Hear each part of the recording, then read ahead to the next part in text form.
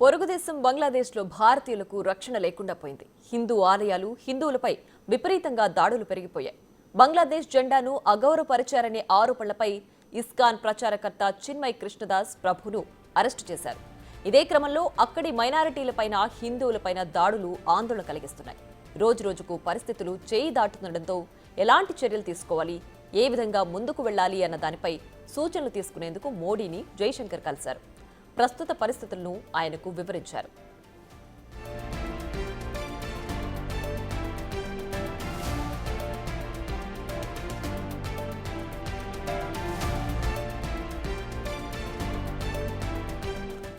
బంగ్లాదేశ్ పరిస్థితులపై ఇవాళ పార్లమెంట్లో చర్చకు లేవనెత్తనున్నారు. ఇప్పటికే ఇదే ఇష్యూపై విదేశాంగ శాఖ మంత్రి జైశంకర్ ప్రధాని మోడీతో భేటీ అయ్యారు.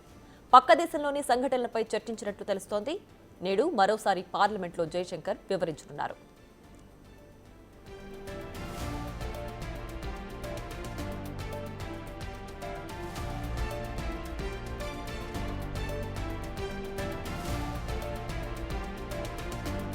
ఇస్కాన్ ప్రచారకర్త చిన్మయ్ కృష్ణదాస్ ప్రభు అరెస్టు నేపథ్యంలో ఆయనకు బెయిల్ ఇచ్చేందుకు అక్కడి కోర్టు నిరాకరించింది. దీంతో పలు సంఘాలు ఆందోళనకు దిగాయి. ఓ న్యాయవాది ప్రాణాలు కూడా కోల్పోయారు. ఇక అక్కడితో ఉద్రిక్తతలు మరింత ముదిరాయి.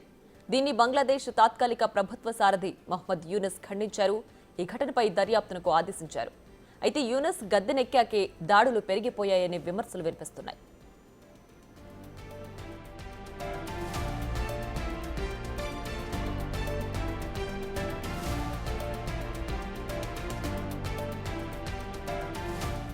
మరోవైపు బంగ్లాదేశ్ ఉద్రిక్తతలపై దీదీ స్పందించారు. ఇతర దేశాల్లో జరిగే దాడులపై ఏ రాష్ట్ర ప్రభుత్వాలు కలుగజేసుకోలేవని, కేంద్రమే త్వరగా స్పందించాలని డిమాండ్ చేశారు.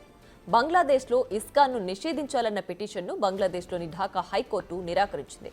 హింసాత్మక ఘటనల నేపథ్యంలో హిందూ సంస్థ కార్యాలయాలపై నిషేధం విధించాలన్న పిటిషనర్ వాదనను హైకోర్టు తోసిపుచ్చింది.